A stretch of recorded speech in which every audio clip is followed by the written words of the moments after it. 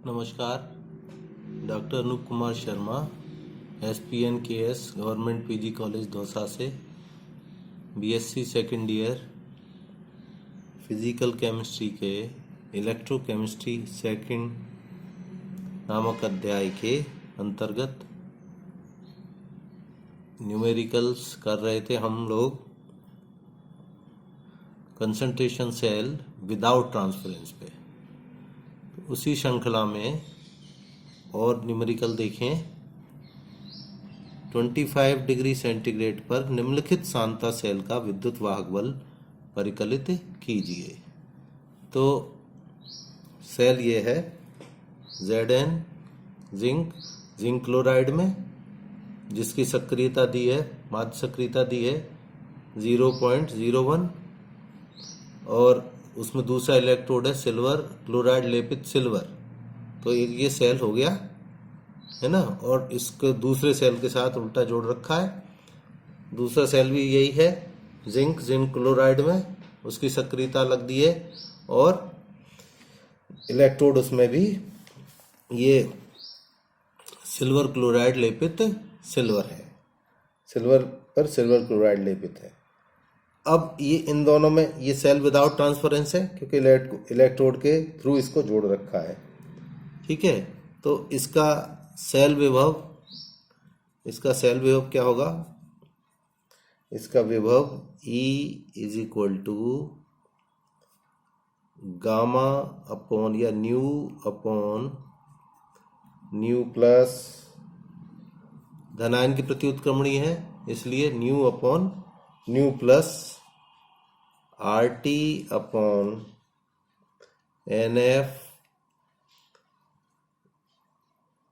NF लिखें या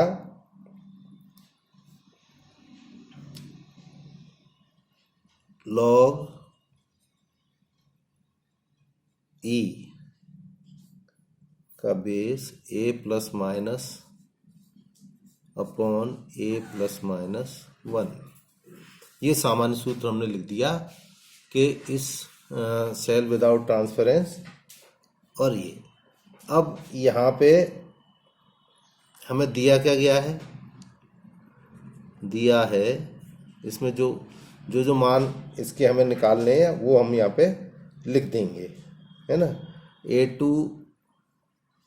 A plus minus 2 is equal to दिया हुआ है अपन को 0.1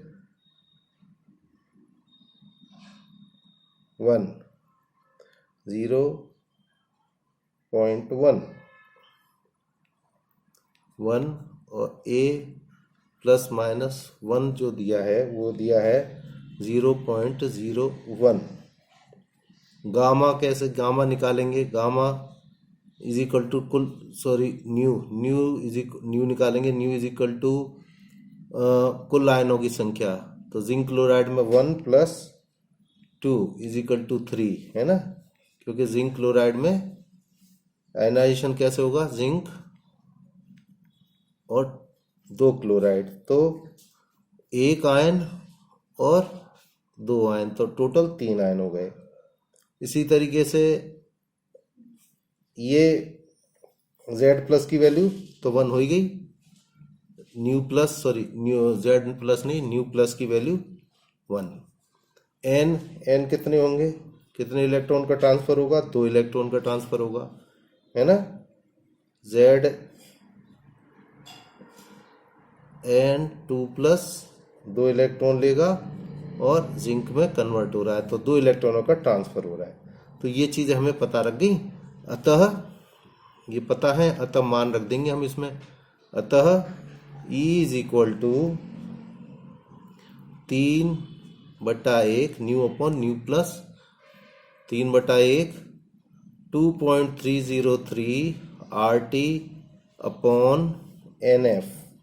N कितना? 2F log 10।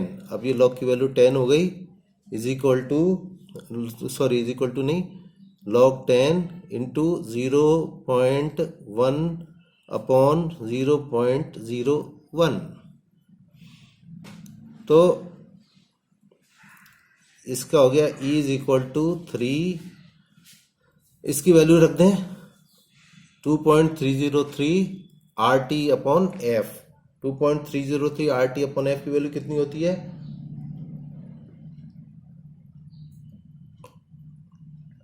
25 डिग्री सेंटीग्रेड पे होती है 0.05916 अपॉन, ये 2 तो है ही, ये वैल्यू कितने की है? 2.303 RT अपॉन F की, इतने पोर्शन की है ना।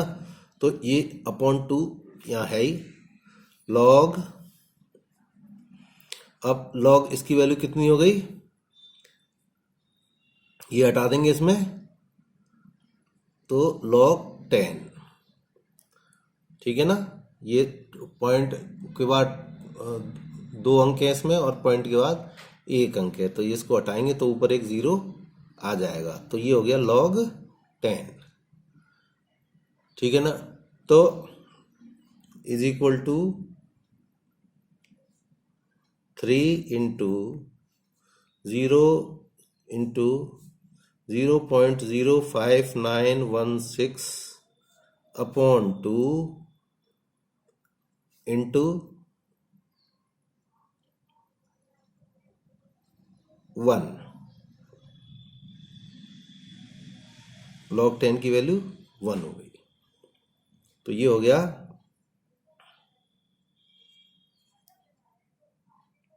3 इंटू 5916, तो इसको मल्टीप्लाई कर दें अपन, तो ये हो गया 3 6 18 18 का हो गया ये 8, 3 6 18, 18 का एक हाथों लगा 1, 3 एकम 3 और 1 4 और 3 27 और 3 पंजे 15 और 2 17, ये हो गया 0.17748 अपॉन 2, 48 अपॉन 2, तो ये हो गया इज इक्वल टू,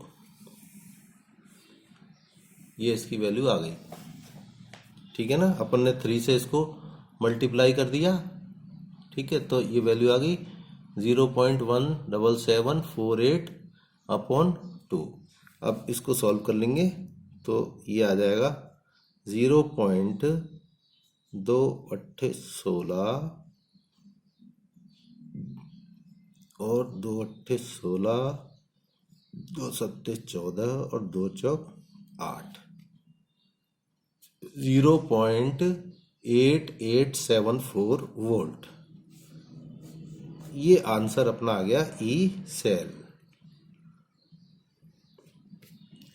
ठीक है। तो अभी तक जो हमने जितने भी न्यूमेरिकल के लेक्चर देखे, जितने न्यूमेरिकल डाले, उसमें मैंने कोशिश करी कि हर एक में आपको डिफरेंट टाइप का सेल हो और उसको करने का तरीका थोड़ा थोड़ा, ओवरऑल नेट तो प्रोसेस वही है, लेकिन उसमें जो चेंज आता है ना थोड़ा, वो चेंज करके मैंने कोशिश करी है कि आपको डिफरेंट टाइप से इन न्यूमेरिकल्स को करके दिखाऊं। तो इन सब की आप प्रैक्टिस करेंगे। अच्छा, अभी इसके बाद कुछ न्यूमेरिकल आप अपने आप करिए। यहाँ मैंने ये न्यूमेरिकल दे रहा हूँ और इनके आंसर भी इसके साथ दिए हुए हैं, है ना। 25 डिग्री सेंटीग्रेड निम्नलिखित अभिगमन रहित सांता सेलों के विद्युत वाहक बल की परिकलन कीजिए। मैंने यहाँ लिख दिया अभिगमन रहित। अभी ये यहाँ पे इसलिए सिंपल है आपको, क्योंकि यहाँ पे अभी एक साथ अभिगमन रहित विदाउट ट्रांसफरेंस वाले सेलों का ये हम पढ़ रहे हैं। लेकिन जब इसके बाद अगले लेक्चर्स में अब हम जो है विद ट्रांसफरेंस से न्यूमेरिकल करेंगे, तब आपको ये देखना होगा कि ये सेल विद ट्रांसफरेंस है या विदाउट ट्रांसफरेंस है, वो पहचान करनी पड़ेगी। और उसका सीधा एक तरीका है, इन सेलों को आप देखिए कि इसमें कोई दो सॉल्यूशन डायरेक्ट एक दूसरे के संपर्क में नहीं है, ये इलेक्ट्रोडों से जुड़े हैं। ये जो दो सेल जोड़ रहे हैं हम, यहाँ से एक सेल हो गया और ये दूसरा सेल, ये सीधे इलेक्ट्रोडों के थ्रू जुड़े हैं, है ना। कोई ये इसके जो दो सॉल्यूशन है कैडमियम सल्फेट के, दोनों एक दूसरे के डायरेक्ट संपर्क में नहीं है, इसलिए ये सेल विदाउट ट्रांसफरेंस है। इसी तरीके से ये सिल्वर सिल्वर इलेक्ट्रोड हो रहे, तो ये जो जितने भी अभिगमन रहित सेल होंगे उन सेलों में दो विलयन सीधे संपर्क में एक दूसरे के नहीं होंगे, है ना, तो वो सेल विदाउट ट्रांसफरेंस हो गए।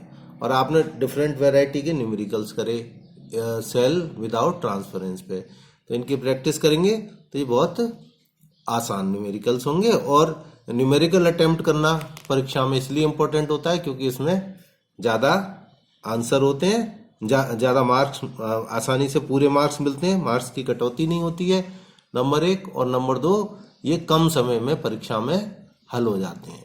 थ्योरी लिखने में ज़्यादा समय लगता है और न्यूमेरिकल करने में कम समय लगता है, इसलिए ये कम समय में ज़्यादा मार्क्स दिलाने वाले होते हैं, इसलिए इनकी प्रैक्टिस करनी है ना, विशेषकर बायो वाले विद्यार्थियों के लिए, है ना। मैथमेटिक्स वाले विद्यार्थियों को इनसे भय नहीं लगता है, लेकिन बायो वाले विद्यार्थियों को ये मुश्किल लगते हैं, तो आपको इनकी प्रैक्टिस अच्छे से करनी है। Thank you.